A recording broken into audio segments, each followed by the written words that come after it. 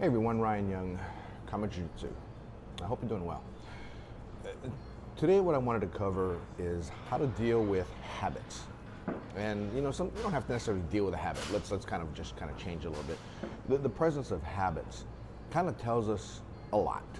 Now, for me, let's say I have a habit of drinking coffee, right? In fact, I'm right here. I'm over at the Sip and Stir in Highland Village, Texas. Anyway, great coffee, but it's a habit. Even when I don't have to drink coffee, I just go and grab myself a coffee. It's just kind of one of those things. Like I said, it's got to be a habit. I don't need the coffee, but I just drink it, and I always have to have it cold. I never drink hot coffee. But if I were to try to break this habit, how easy would it be? Well, if provided it's something I do want to break, it probably won't be all that hard because I'm pretty good at changing things up in my life and breaking habits. And it's just kind of happened because of my training in Jiu-Jitsu, of all things. And it's kind of weird because Jiu-Jitsu has so many valuable things that it's taught me, and it's taught Master Dave and let's say Grandmaster Hickson and many of you. It's done so much for us. It's kind of weird. I mean, why would something like this be so life-changing? And the reason is because of the habits that are created, that are good habits, and the breaking of bad habits. So one thing that I always think about when it comes to habits is this. A habit is like setting, let's say you have a piece of thread, and I'm gonna hold one end, and I'm gonna hand the other end to you, and you're gonna hold it, right? A thread is not very strong. I mean, how easy? If you hold tight and I hold tight and we just snap it, we'll break that thread. It's just a single strand. But every time I do something, whether it's good or bad, that's not really the issue. It's the fact that I do something. Every time I do it and I complete that task, I send another piece of thread over to you, right? So now it's 2 strands, 3 strands. After a year, it's 365 strands if I'm doing it every day. And once you have 365 strands of a thread going from me to you, how easy will it be to break, right? I'm not going to be able to just break it with my bare hands. I'm going to have to get some kind of sharp object like a knife or saw or whatever, and I'm going to have to just saw at it and just keep going until I break it. That is how habits work. The more times you do them, the more ingrained they get into you and the harder it is to break. Think about some habits that are really tough to break. Smoking, for instance. People have a hard time breaking habits, most people. Now really, it's all in your head. I have seen people just one day go, I'm not gonna smoke anymore, and they don't. Now, that doesn't mean it's easy, but it can be done. Your mind is a powerful thing. So now let's talk about jiu-jitsu habits. Let's say you're one of those like me, little guy. You are so used to playing from your back. So much so when you don't even need to play from your back, you play from your back. Why? Because I'm just used to it. Right? For us, when we think about our KAATARO Jiu-Jitsu ladder, playing from the guard is the worst of the good positions. Right? You've got guard, you've got cross-side, you've got knee on belly, you've got north-south, you've got side mount, seat belt, worst position. Right? That's kind of like a hierarchy of positions. Well, best position when you're on top, worst position when you're on the bottom, right? But if I'm in best position, meaning I've got you face down into the mat, I've got my hooks and I'm on your back, there's not much you can do if you don't know how to get out, right? And even if you do know how to get out, it might be hard to get out. But let's say, we do the old slap bump in the studio and we just start training and I end up just pulling guard. Most of you I know do that, especially you competitors. You pull guard. It's a very bad habit. The reason is because if you think of jiu-jitsu as something you do for self-defense, you're not ever going to want to pull guard. So a lot of people say, well, that's competition. Yep, it is competition. But let's say you're rolling, right? You always start from your knees. Do you ever start from your feet? I would say 99% of you, no. You start from your butt or from your knees.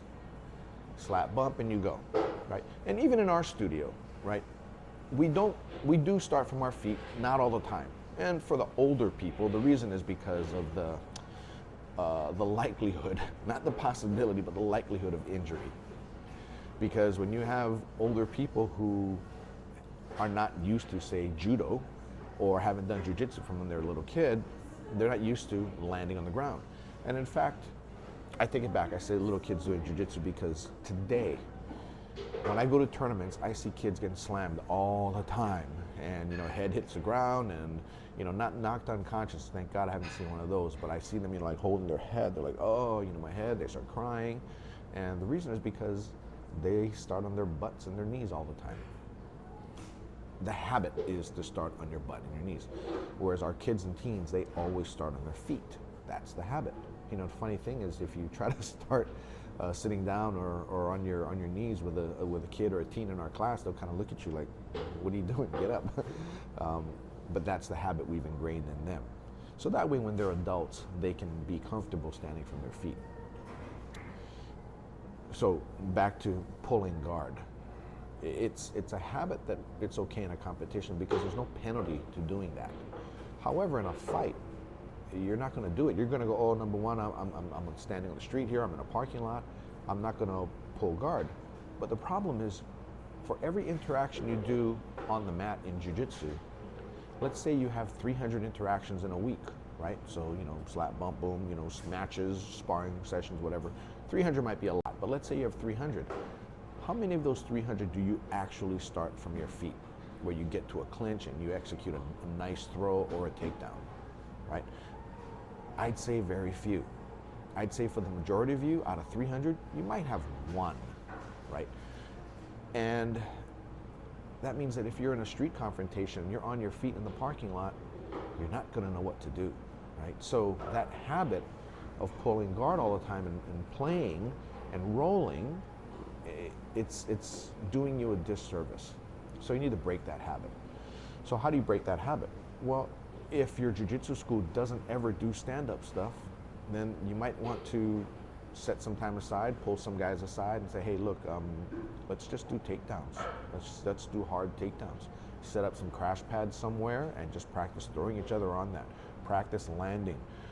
Practice break falling. Practice getting picked up in the air and slammed down on the ground, right? You're going to be falling on crash pads, so it's not going to be that bad. You practice picking somebody up and taking them down. Get yourself out of that habit of always wanting to play from your butt or from your back, right? Now let's say we're not even talking a street fight setting. Let's just talk training, right? Like I said, years ago, I remember getting to some rut where I just let anybody have whatever they want, right? And I'd always start from my back. Well, there are times when that person I'm going up against is better than me. Why am I giving that up? I shouldn't be giving that up. I should be attacking. So I needed to break that habit. And believe me, that first time that I tried to break that habit, it was difficult. So I'll give you an example. Right now, one of my purple belts, I'm trying to break him from just defending. I'm trying to get him to defend and get up, defend and get up, defend and get up. Because he's just in that mode of giving people what they want and him working on his defense. At some point in time, you're going to need to break the habit of just playing defense. You get used to it. After a while, it's, why are you playing defense? You're better than that guy. In fact, there's this one match in class where he's better than the guy, but it went much longer than it needed to because he let his opponent stay on top of him the whole time. When he finally did get out and get up and get on top, the match was done in less than 30 seconds, right? He got on top, climbed that ladder, got to a better position, choke, armbar, whatever, and boom, done, finished. And that match that they went on probably went 7 or 8 minutes. And the last 30 seconds is when he finished it.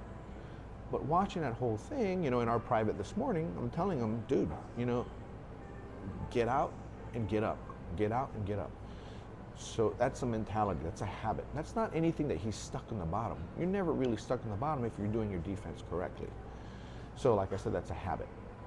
So what Jiu-Jitsu has done for me as far as my habits is it's made it to where I can break habits. I'm pretty good at breaking habits. I can't say I'm the best, but I can recognize what's a good habit and what's a bad habit. And if I want to break that habit, I will. It's as simple as that. I'm not saying it's easy, it's simple. It's a simple solution. So let's say you're a big dude and you're always playing on top of people. you cannot help but to just smash a guy. Even when the person is 50 pounds lighter than you and they're not as good as you. You just have that habit. Okay, well, start to break that habit. Tell yourself, no, I need to stop doing this. You know, whenever this person is not as good as me, or if their, you know, technical level is about where I am, but I still weigh a whole lot more and I have an advantage, I need to give up that advantage. Get into the habit of giving up that advantage. But here's the thing, tell yourself, I'm giving up that advantage, and then lay on your back, let them have whatever. Okay? Now get out and get up. Boom, get on top of them. Once you're on top of them and you're in a position where you're comfortable, put yourself back in an uncomfortable position. Say, okay, I'm good where I'm at. I'm going to put myself in an uncomfortable position. Release, let go. Or if you don't want him to be in on the you know, on what you're doing, all of a sudden, you know, just kind of make a mistake. Let him get out and let him get on top. Now he's back on top. Now you can let him set up as much as you want, and from there, work your way out. Another habit that we come across a lot in our jiu-jitsu community is eating the wrong foods. Now, one of the hardest things to do is to get off of sugar. Sugar, carbs, whatever. You know, a carb is a sugar. You know, we can debate this all we want, but that's really what it is. What happens is we get a craving, and we're used to, our habit says, to satisfy that craving. Sugar craving, right? So what happens is, for example, I'm trying to get off of ice cream. Right? I'm largely a carnivore eater, but occasionally I'll eat some bread here and there, maybe once, maybe twice in a week, and that's about it. But I used to, well, I'm trying not to, eat ice cream, right? I'll eat a pint of ice cream a day. You know, I'll purposely buy Haagen-Dazs ice creams in pints, not quarts. If it's a quart, guess what? I'll eat a quart. So I'd buy the pint, I'd eat the pint, and then I'd say, okay, that's it. Well, you know, the older you get, like the way I am, you start to have problems with insulin resistance. So here I am, I have an A1C of 6.2, which puts me in a pre-diabetic range, which is not good. So I need to, and I intermittent fast, right? So people say, oh yeah, I'm intermittent fasting. You know, I can tell you, it's really just scratching the surface. You know, it's a start. You know, intermittent fasting is what rookies do, right? But as far as, you know, taking charge of my health, I need to go past that. I need to fast more often, and I might fast Monday and Tuesday, maybe once or twice in a month. So I might do a 48 to 72 hour fast once or twice a month, which is good, right? I'm pretty lean. I don't have a lot of weight to lose, but according to my A1C, my blood sugar's high, which means that I got to cut back on this ice cream. So that's a habit, right? A habit is to, after I'm done with the studio, I know, okay, I'm out of ice cream, I'll go run over to the store, I'll go buy ice cream for the week, and I'll head back home and I'll pull one out of the freezer and I'll eat. And I get home, I do that. Oh shoot, I'm out, let me go buy some more. So those are my habits. So I need to break that habit. So I haven't been to the store in a while, and I haven't been to the store that I go and buy my ice cream, right? So that's part of the habit. But you know, some of you saw my Facebook post, and I had a type of keto ice cream, right? I was suggested to eat it. It's crappy, right? When you eat the real stuff, it's hard to eat the fake stuff. But anyway, that's good that it's crappy, because I won't have that to eat now. But here's the thing, another thing about habits you need to do is sometimes the best way to break a habit is to substitute it with a productive behavior. And I need to figure that out. So with jiu-jitsu, it's, right, if I'm always pulling guard and that's not a good thing for me to do, I need to start insisting on playing on top. And if I do play guard, it's because I'm forced to, not because I want to, and not because it's a habit. I'm being put there, and that's really the way it's supposed to be. I need to be put where my opponent puts me, and I need to fight my way out. But I'm not gonna give it to him all the time. Same with open guard. I don't play open guard, I play closed guard. Why?